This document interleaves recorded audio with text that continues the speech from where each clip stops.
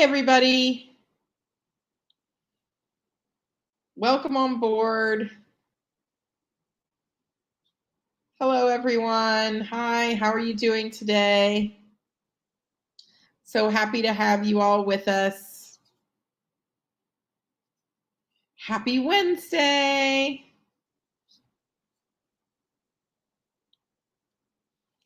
Hi, everybody. Welcome. Hope you are all doing well. So good to see all of you online. It is Wednesday. It's Facebook, LinkedIn, and YouTube Live Day. It's Hump Day. It's all these things and more. So today's question is going to be what was the toy that you always wanted, or what was like your so when I was a kid at Christmas, and for those of you who do Hanukkah, chime in as well, or another holiday, but what was the Christmas present that you were just like foaming at the mouth over, like the Red Ryder BB gun? But remember the Sears catalog and the Wish book from J.C. Penney, and you used to hold down the pages? But what was the one thing that you always wanted for Christmas, either that you did get and that made your Christmas, or that you didn't get and you're still a little salty about? Okay, Peggy, you wanted horses, like a real horse, like as in eating carrots and apples horses, or like a fake stuffed horse. So I'm Googling Breyer horses now. So you've got me. Oh, very cool. Model horses. Okay. Perfect. Model horses. I love it. Well, Christmas has come early at Donor Relations Guru because we have launched our new VIP subscription service. So I've got Christmas early here, and let's see, what did I want growing up? I wanted the Barbie Corvette and the dream house, of course, with the elevator that was made out of string. I also really, really wanted a rock polisher, and I never got one, probably because my parents were smart and knew that I would never polish rocks, but I wanted that thing for forever. I loved Legos. I still do. I just did a 32,000 piece Lego. Okay, Ashley had Breyer's model horses, so apparently I'm out of it and don't know. Ashley also grew up in horse country, so yeah. So anywho, I'm just so excited. We just launched our VIP subscription service today. Woo! Labor of love from our whole team to you all for 2022 and beyond. Ashley and I have been working nights and weekends to get it live, and we're so excited about the juicy content. We're also going to be in person in 2022 at conferences. So we are just lots of all the things happening. All the things are happening. Just wanting to say hello. So excited that we get these chats every now and again. And we're going to be continuing these chats monthly in 2022 as well as beyond. Yes, the subscriptions do come. Ashley is very excited that she's done with launching the subscription service, but they come with VIP discounts to those conferences. So excited. We're going to be in Houston, Chicago, and Sacramento. I had to remember the places that we're going to be. And then in the fall, we're going to be in New York City and Boston, hopefully. We're working on it. As you can imagine, travel and logistics and, all that stuff is very different these days than it used to be. So I am actually going to leave the island and come out into the wonderful outside world. So look out, world. We're coming at you. So, okay. Well, now that I've found out your toy, what you wanted to as a toy when you were growing up, what's going on in your fundraising world? Oh my goodness, it's almost U.S. Thanksgiving. next week. Is it next week? Oh my God, it is next week. I need to like buy some stovetop or something tragic. Um, it's been rainy and breezy here on the island. Is kind of nice, a little bit of a break. And the island opens for tourism in 3 days. So we have been closed for the past, well, since March 10th. The island has been closed to visitors. And so it'll be very interesting to see what life is like with tourists back. And I got my booster shot, so I'm ready. I'm on it, and kind of ready to go. So, what's going on in your fundraising life? What's going on in the end of year? Heck yeah, Ashley, I've got a second bedroom waiting for you. What's going on in end of year fundraising? What's going on in your world? Love to know. What kind of questions do you have? Fundraising conundrums. One of the interesting things in the US last month, 4.4 million people quit their jobs. And boy, are we feeling that in the fundraising space. There are job postings everywhere. And if you have a job opening, we can help you fill it. We can serve as temporary help for you. We've been doing that for a lot of shops lately. And we have a gigs board. So Ashley, you are doing a campaign wrap up. Is it hybrid? Is it in person? Is it virtual? Is it both? What's that like? I can't wait to hear about your campaign wrap up there. I always say for campaigns, in like a lion, out like a lamb. So, we go in like a lion and out like a lamb, meaning we usually have bigger celebrations going in, and then we go out of a campaign a little bit quieter, just depends on the campaign. But yeah, campaigns are still going. People are still giving money. We've seen some big gifts. Notre Dame got a $50 million gift, all for scholarships. I have another school that's getting a big gift so that they can be need blind. So lots of great stuff going on. And so yeah. Yeah, just good stuff. So what's going on in your fundraising world? What can we help with? What are your juicy questions? Yeah, what else going on? Okay. Hey, Sandy out there at UCLA. We are sending out our impact reports through our new Giving Gateway website. I'm concerned because this is year 2 and last year they didn't track how many donors opened them. That's not good. About relying on the website and want to send out the reports through email. Do you have any suggestions? Well, I share your concerns because for the most part, donors won't log in to a separate gateway in order to get their reports. It's very difficult to get people to log into a separate gateway to receive their reports. We deliver them through Otter, which is an email delivery system. They just click on it. I'm sure Ashley will post the link there so that you can take a look. And if Otter's not I guess my concern about sending them out in email is that an email attachment isn't secure. Could you, it's not very secure to send out attachments and you're sending out pretty confidential financial information. So I wouldn't necessarily attach it to an email.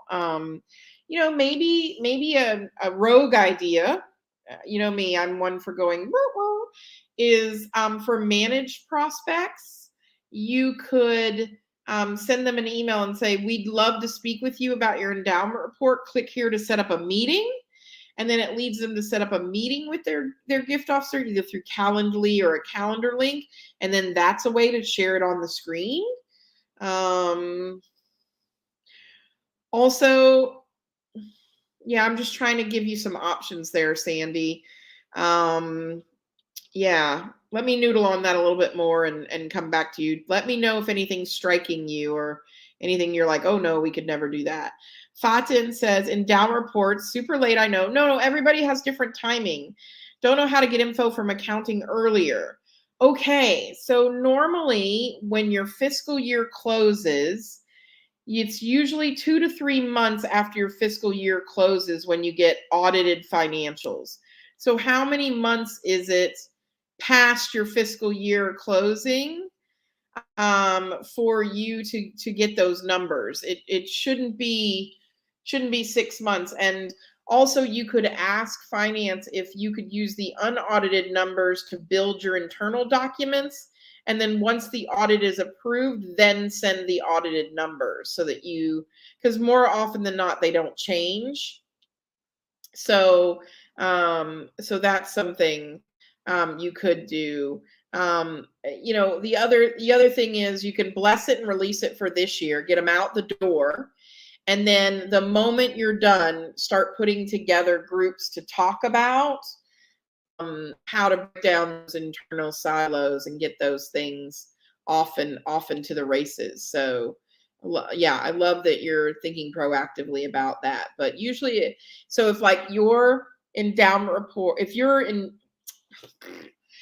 fiscal year closes in July, you're doing endowment reports right now. Right now is, I have to tell you, so we have over 40 clients in the middle of their deployments with Otter right now. So we just deployed FIU and Colorado, University of Colorado, Denver, and I have a whole list, Houston, and we're knee deep in endowment reporting deployment, Kent State and Guelph and UNC Charlotte and Vanderbilt and FSU and Cleveland State and Notre Dame and others. So this is the spreadsheet. No, I just keep notes on everybody. So lots of folks are in the middle with you in my Llama notebook. So yeah, you're fine. Ashley says you're having your campaign close in person in early 22. We're working on all the announcements as you never. Oh, so you never went public into the campaign, but you're closing it out. Yep, that happens. So I think there it's just about messaging. So that's a good idea. So Sandy, who's working on how to get her endowment reports out securely and not behind the login, that they have there, they're using their site. What if we just include the narratives and not use the financials? That's a good idea as an attachment. Maybe you could password protect it. Maybe that's a good idea. Or link it to a secure server like in Box or something. But yeah, maybe include the general UCLA financials, but not their fund balances. That's a great compromise. And also I would say, I think we could, sorry, my neck. We could also say, schedule a meeting for us on Zoom to walk you through your financials. My financial advisor at Fidelity is a wonderful woman. I am obsessed with her because she's just so smart and capable and everything. And I was opening a new account recently, and she said, I could walk you through it, but it would just be easier if you shared your screen and I showed you where to click and what to do. And I went, hallelujah. As Carrie Underwood would say, Jesus take the wheel. And that's not meant in a religious reference. It's just more somebody take control of my life and make it stupid simple. So I like that idea, Sandy. So Fatin says our FY does close in July. It's your first year. Oh, first year, you should give yourself 6 months. Oh, you need to be super kind to yourself, dear. I have people that do this and have done it for years and years and years, and they're still getting their endowment reports out in Thanksgiving. So you need to give yourself some grace, sweetheart. You need to give yourself a lot of grace. The fact that you're getting them out now, great. And Thanksgiving time is a great time to send those endowment reports out. It's okay because giving season is coming. So I think you got to give yourself a little more grace. The first year at doing endowment reports is you kind of eat your way or drink your way or whatever you do to resolve your stress through it. It gets easier. You learn some tricks of the trade and things like that. But your first endowment year is, it is, mm, mm, mm, mm, mm. There's Megan. There's a good friend there. She's from the University of Oregon. She says, we close 6:30 and we're sending our reports out via Otter today. So, yay. And this is your second year on Otter. Our Oregon friends have been just so accepting and wonderful. This is the first year, Megan, that we did the merge for you this year. So I'm excited to hear if it went better for you and how that process went for you with us doing the merge and everything and compiling all of that for you. You'll have to let me know. So we the folks have loved it this year. So Julie at Cornell says, we just completed the piece. Don't think you're really far behind. See, Fatin, this is like ego boost for you, right? So you got a community of friends here to support you. But yeah. Oh, I'm so glad to hear that, Megan. I know it's hard letting go of control, but we've just so enjoyed the clients who have said, Jesus, take the wheel. Here's my financials. Here's a template. Have a nice day, and let us do the merging, the everything. And it's just so much simpler and well worth it. Very affordable costs and well worth it. So we're happy. We're happy you're happy. So good luck deployment today. And I will get a report somewhere around 3 or 4 in the morning this morning that says you've deployed, and it'll tell me how many you sent out, and it tells me your first glance at your open rates. And I have to tell you, lately I've just been living for the open rates. And lately they've just been stellar. I saw a university last week with a 90% open and click-through rate, and I was just like, oh, this is what we want to see. So yeah, it's fall, it's endowment reporting season, and our team of Liz and Melissa and Christine have been working really hard to get everybody going. So never fear, endowment reports are getting out there. And remember, Fatin, as you do this, it's better to do it once and do it right than it is to rush it and make a mistake. Nobody died from an endowment report going sideways, but you want to try to enjoy doing it right and being precise. This is where detail-oriented and donor relations really shows up. So have some grace for yourself, and really, really do embrace that you do it good, but don't let perfection be the enemy of good. Just for you to think about, we us control freaks, we can sometimes let perfection be the enemy of good. So good is good. So and also, this is the biggest thing we do all year in donor relations, but it may not be the biggest thing in a donor's life, and sometimes that's hard to hear. It's your labor of love, and sometimes it's not always the donor's most important thing. It's important, but just setting some realistic expectations around it, because we get all hyped up, and this may be just one of the communications they receive, and maybe not the most important one. So maybe the most important communication they receive is,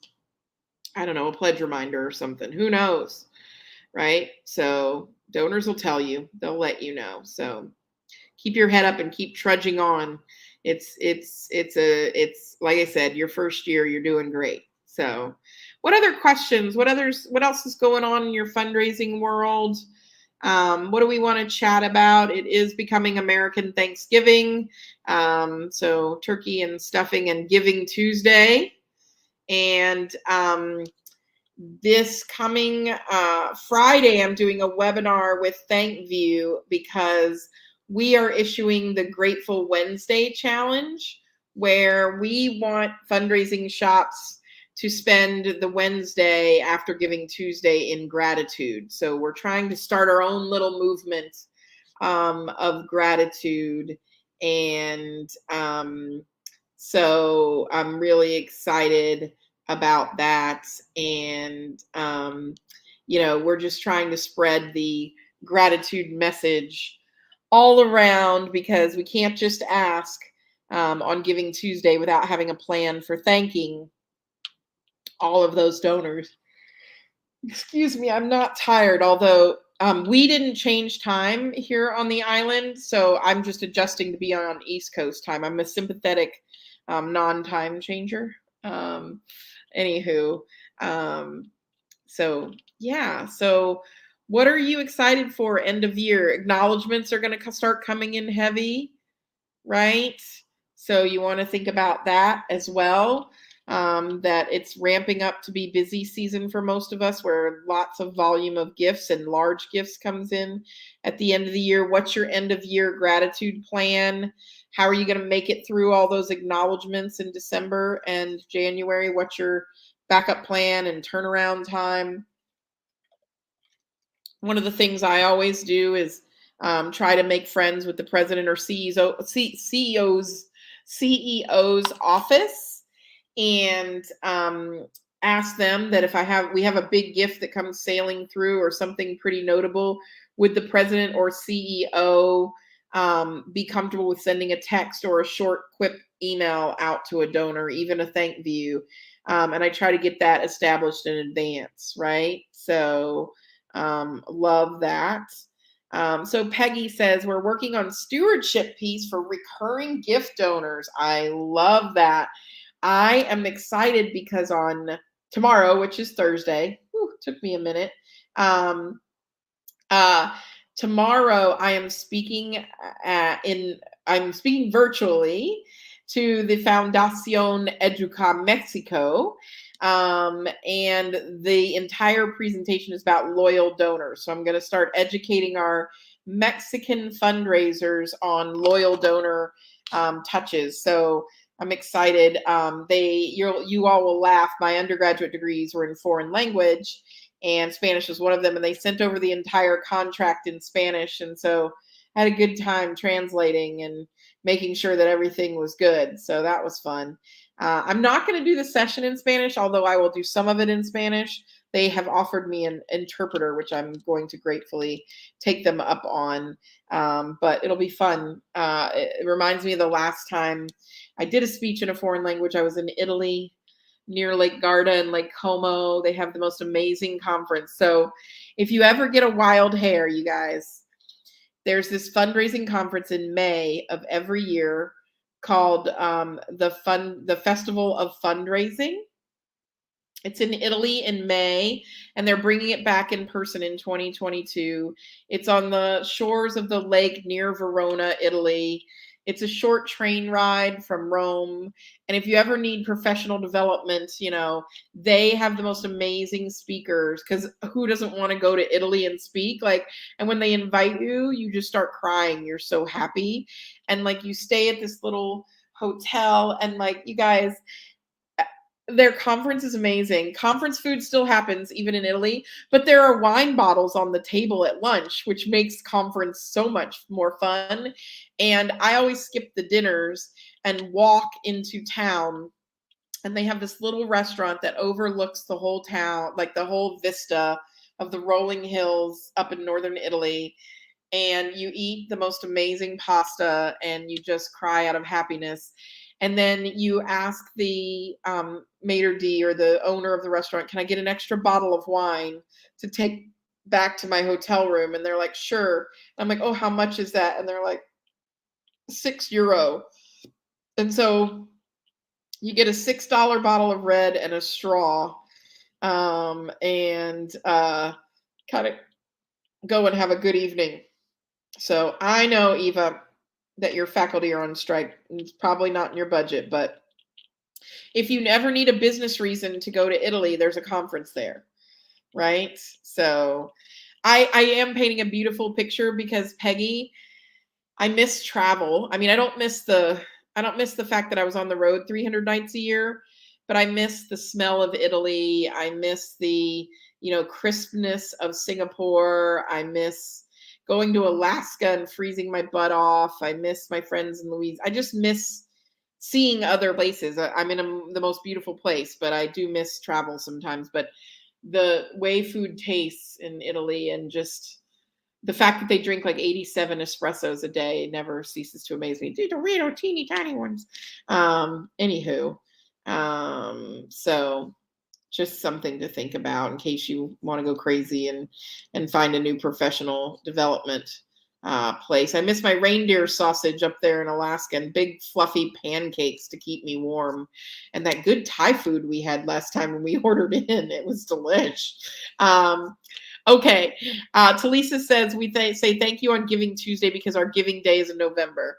I think that's one of the best ideas you can do with a Giving Tuesday, especially if you're a university or large nonprofit fundraising organization. And the reason I say that is I think Giving a Tuesday is the time for those of us that work at big organizations to take a step back and let the small local organizations raise money. And so I think it's a great day to thank your donors rather than ask them for more money. So yeah, just an opinion. Okay. Heather, any good ideas to recognize first-time donors? Oh, Heather. Well, there's tons of samples on the website under creative communication. So Ashley will link you there. But I believe that you need to do a touch a quarter with your first-time donors. And I like to do a multi-channeled approach. That's a fancy speak for bunches of different ways. So I like to do a postcard. I like to do an email, like a thank you with someone saying, oh my goodness, thank you for your first gift. I like to do a handwritten note. I still am a lover of a handwritten note. And I also like to do an impact report. So, little small touches throughout the year to let them know. But I think the key to first-time donor retention, Heather, is not gifting them things. So they don't need stickers, they don't need decals, they don't need stuff. What they need is gratitude and impact. But in the meantime, you've got to put the brakes on asking. So you can't get out there and thank your first-time donors and do all this special stuff if you're always talking about asking. So you also have to work on your asking behavior as well. So Heather, it's two hands. One says please, one says thank you. The hand that's saying please, the hand that's asking, we really do have to say to them, can we have a pause so that we don't ask them too often? Because it's the number one reason why donors don't give again,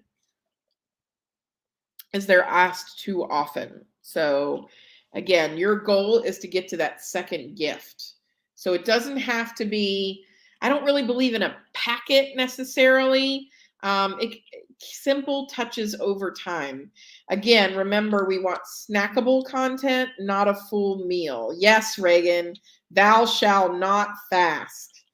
Absolutely. Absolutely. So no fasting. No fasting. So I'm excited that so many of you, I love this, a famous first timeline, exciting first for the university and ends with their donation. I love that idea. That's a lovely, simple thing to do. First steps, all kinds of firsts in life, their first donation. Really, really nice. So Holly says, for the first-time donor handwritten note, would the signer need to be the dean? Oh, no. You're at a professional school, so it's hard for you to get student signers. Frankly, a handwritten note, anybody could sign it. It could be staff. You could, so one of my big efforts is, especially back when I was in the States, and I will pick this back up when I have mail service, is at the beginning of every week and at the end of every week, I wrote 5 handwritten thank you notes. It's good practice. You get some fun pens. Excuse me. But it's not about who signs the note. I mean, the ideal is the person that benefits from the support, but we also know that sometimes we can't make that happen. So I think it's really important to give different people different opportunities to thank. So a thank you is better than no thank you. So it could be development staff, it could be student workers, it could be someone in the department they gave to at your professional school. It's totally up to you.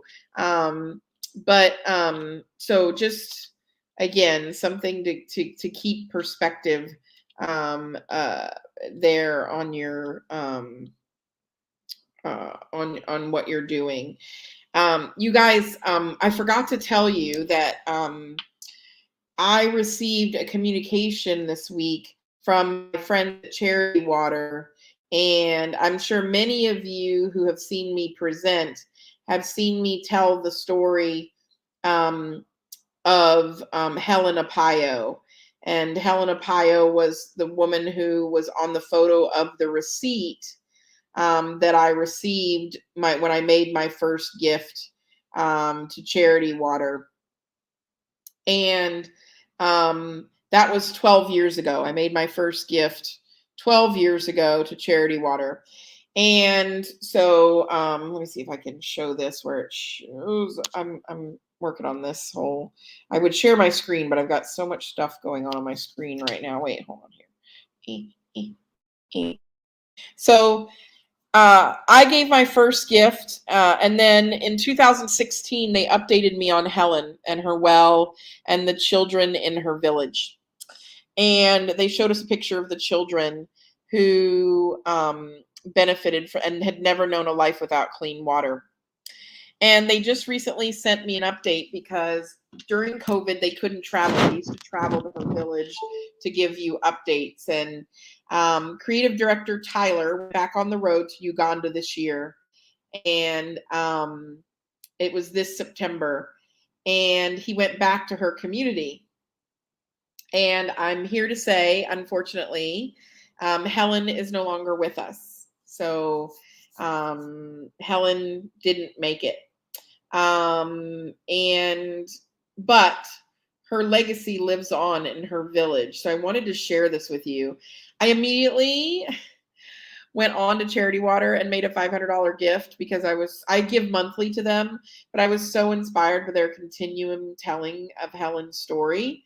But 12 years ago, Helen was this amazing hallmark in my life, and I had been introduced to her. So many of you have heard me tell her story. And remember that she was thrilled because she felt beautiful because she could take a shower every day or use water to bathe. And as a person who lives in a tropical climate where it's a 3-day, some days it's a 3-shower day here in the tropics, that hit me deeply. So in 2016, they went back to her. She had started a business selling charcoal, and then Helen passed away. And when they went back to, oh my God, Ashley, you found the link. I'm going to cry. When they went back to her community, they now have power lines. They have people in industry, donut makers. I want to meet those people. Drink providers, vegetable sellers, people who have gardens and seamstresses, families with substantial farms and livestock. And all of these businesses and all the roads and the electricity developed out of a community because they had clean water. And so they continue to tell this story. And I think what it reminds me of is that sometimes in our work with donors, we tell donors one impact story and we kind of walk away from it. And we forget that there's a whole narrative left behind. There's a whole narrative left behind. And so I want you, hopefully you'll click on that link. You'll read Helen's story. You don't have to give. I immediately made another gift in her honor. I just am so inspired by her legacy. But think about what the gifts mean 5, 10, 15, 20 years from now, after they've had an impact. So for those of you who work in higher education, what does it mean, right, that somebody has had access to education for the past 20 years, that they've had a degree? What has it meant to their lives, to their community, to all of their family members? Many of you know that I speak about my dad a lot and how education was the key to him being successful, going from not having a great life to being successful, and that's what kind of fuels me. And so, what if you go back 5 years from now, 10 years from now? Where's the person that received a scholarship 40 years ago, and what are they doing these days? And if Charity Water can go all the way to Uganda to tell those stories, I think now is a great time for you to think about how you can do that with your alumni, with people that benefited from your services 10, 15, 20 years ago. But we don't have to stop telling the story because we've told it once. We can continue that narrative over time and really tie donors in to an experience, to the fact that the work that we do, it may be a small thing like providing clean water for someone or preserving land or providing an opportunity, but that may have large ripples throughout their lives. So again, I often hear from donors when they give back, it wasn't the large sweeping gestures. It's kind of like love or relationships. It's not the large sweeping gestures that keep people together or that make them give back. It's small things that people did that make them want to give back. So I think we need to follow those small things and move them forward. So recently, I'll give you another example of a small thing that happened that blossomed into something larger. So I'm a South Carolina Gamecock, many of you know, and I'm a very passionate Gamecock. And one of our head coaches is Dawn Staley. She is our head women's basketball coach. She's a legend, Olympic gold medal winner, head Olympic basketball coach for the women. And early on in her career, another coach named Carolyn Peck, who was at Purdue, which is my mom's alma mater, gave Dawn a piece of the net that they cut down when they won the national championship. And Dawn had carried that piece of the net with her wherever she went, whatever she did, until she won her own net in the national championship in 2017. I was at that experience. It was one of those experiences of my life where you just say screw it and jump. Our men's basketball team was in the Final Four, Sweet 16, Final Four, and then Final Four, and the women's did the same thing. And I decided, you know what good are all these miles and all this hard work if I can't go do something crazy? So I flew to New York City to see the men in the Sweet 16 in Madison Square Garden. They won. And then I followed them to Phoenix, and the women were in Dallas, and I flew back and forth to watch the men and women. I felt like I was the president of the university because he got a private plane and I was flying back and forth on American. But I just threw caution to the wind, and it was one of the best experiences of my life. So Dawn Staley, when she won her national championship, gave her piece of the net back to Carolyn Peck and told her how much that meant to her, and just how meaningful that was when she returned the net. Well, this year, I'm posting the article. Dawn decided to cut up her national championship net, and she hand wrote a note and packaged them up, and she mailed them. I'm getting goosebumps, to 80 Black women head basketball coaches across the country. She put them in these cute little containers. You can read all about it. And she mailed them out to everyone with a postcard on winning a national championship and a note from herself. So that little act, I know, right? I'm not crying, you're crying, Julie. That little act of generosity that Carolyn Peck did, the first Black woman to accomplish it, to the second Black woman, has now inspired 80 women, Black women, with a piece of the net. And to see their reactions and to see that circle of generosity, that pay it forward moment. Like, I'm just so proud of Dawn. I love her as a human in general. She's I say this with all thought and meaning. She's a badass. She's a lady boss. And so I say that with reverence. Dawn also is just a wonderful person. There's the post in the Washington Post about it as well. But you know, Dawn's the kind of person that doesn't forget a name.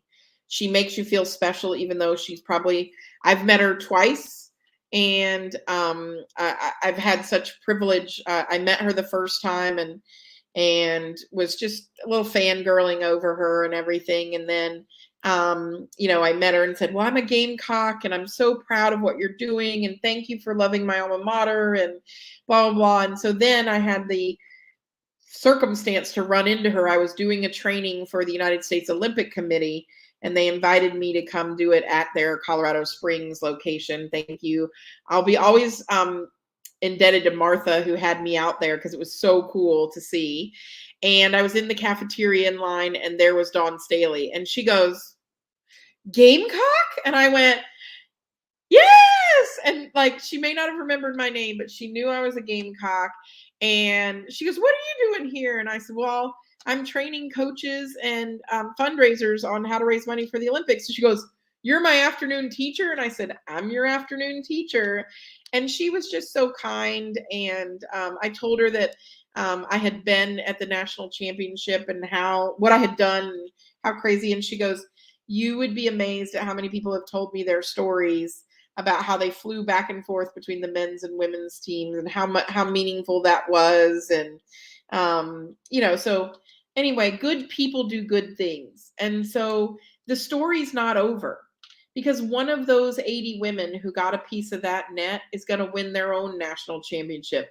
Not before Dawn wins like 4 or 5 more. I just need 4 or 5 more, because we need a whole set of rings. It's just something I need in my life as a South Carolina Gamecock. And one of those women is going to pay it forward again. So what's that legacy now of Carolyn Peck and Dawn Staley?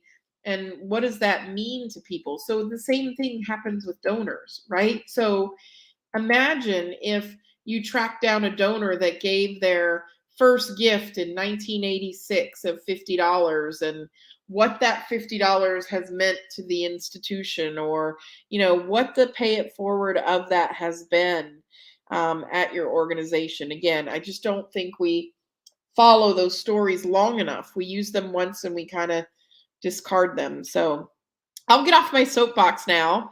I hope that gives you the feels. It certainly means a lot to me, because I love her as a human being, and because right now my alma mater is screwing it up royal in other departments, including fundraising. So never mind.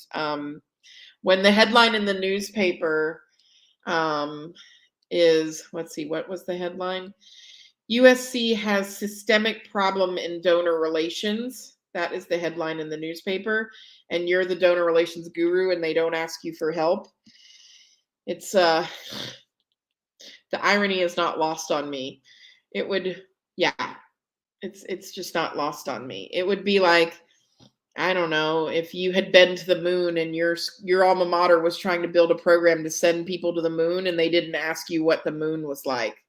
It's kind of how it feels right now. So, oh, Eva, it's okay. I sent them a nice email offering whatever they needed, and was told, we're good. We got this.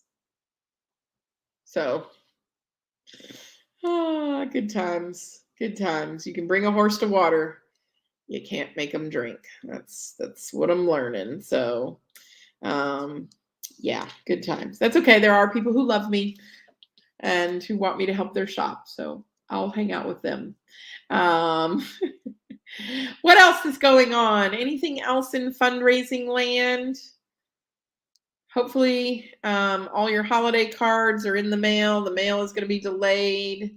What else is going on in your world? Just trying to think of things that we can do, or Exactly, Eve. I get to hang out with you more. Just not in person in Manitoba because it's cold. So Cold and I are not friends. So anything else? Anything else that's going on in the world? Anything, other questions, things you want to run by me? Oh, Adrian. Oh, I'm happy to help. My question is related to your thoughts on wet signatures versus electronic signatures on acknowledgement letters, especially now that we're back in the office. Any tips and strategies around gift frequency, gift amount as the parameter for wet versus electronic signatures? Yeah, live signatures versus electronic.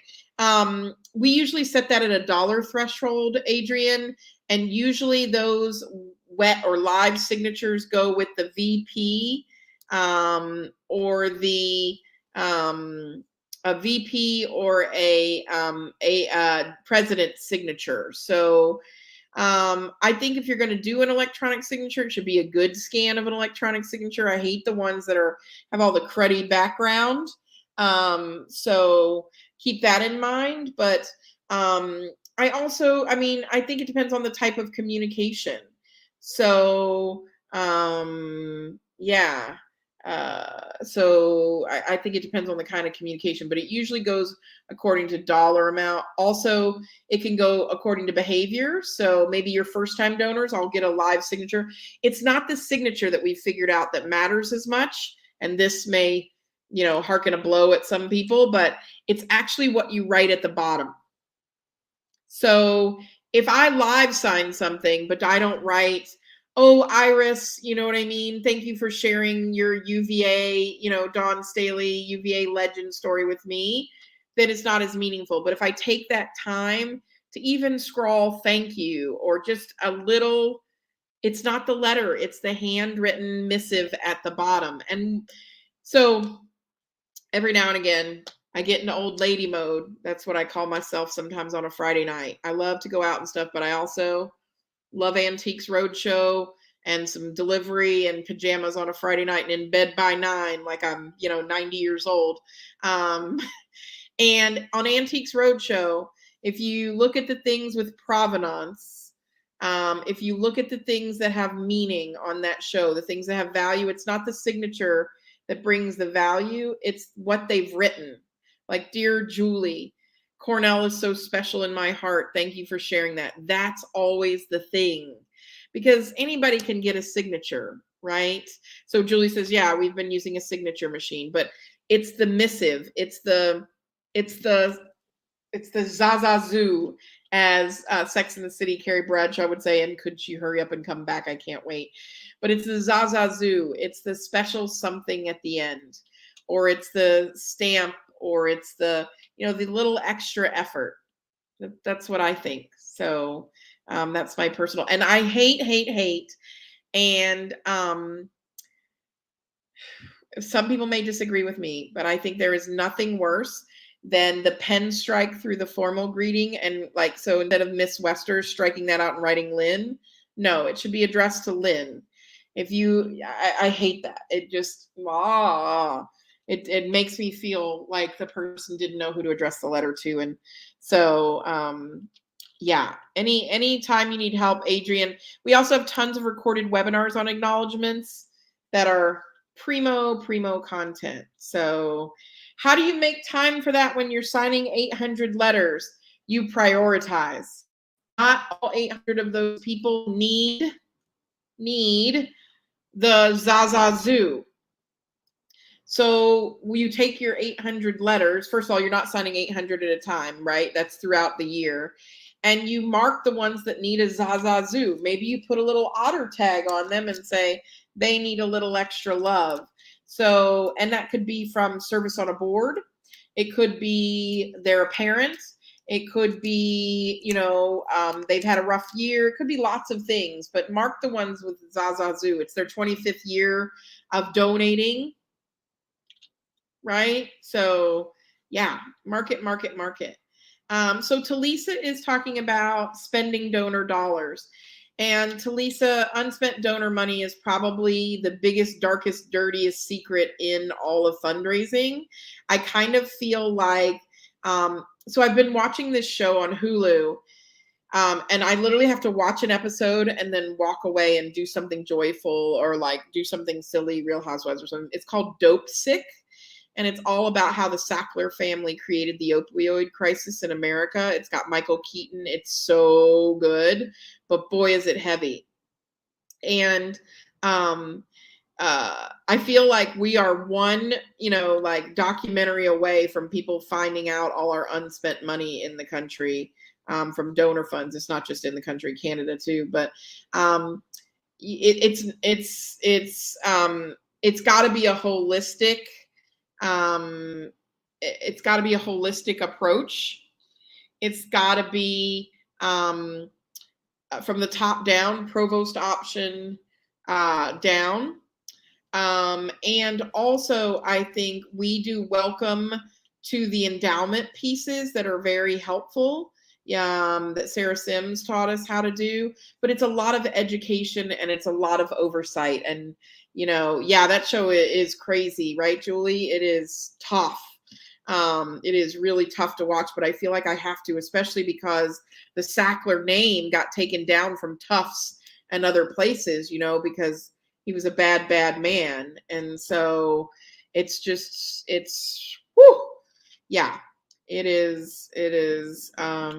is fascinating. So yeah, it is embarrassing that we cry for funds or that we do fundraising when our money is unspent. And so it needs to be an institutional priority. I think, some institutions are saying we're going to claw back the money, but legally we can't do that in terms of not awarding it. MIFA wouldn't be happy with that. So I think we have to reconsider that. So there are other ways to handle unspent funds from a university perspective. So just something to think about. There is somebody knocking at my door. Hold on just a second. Welcome to my life. Deborah! Yeah, sorry. I'm on live. So yeah, so it all depends on what you're doing. So so again, you can return the funds to the principal. That's another option as well, but I think it still has to generate those funds. So that's something to keep in mind, right? So it'd be interesting. I think, Talisa, we're going to be doing some programming in this area, but it is a tough issue to deal with in terms of we're out there raising billions of dollars in campaigns, and yet we do have unspent money. And a lot of the times that unspent money is our fault because it is overly restrictive, or it doesn't allow for, it doesn't allow to be spent, or we haven't prioritized that spending in our departments and with Dean. So just a couple of 2 cents there, lots of sense. So yeah. Great issue though. Lots of learning on that. So lots and lots of learning to be done in that world. Well, everybody, you guys, as usual, rock. Remember, you can always reach out to us.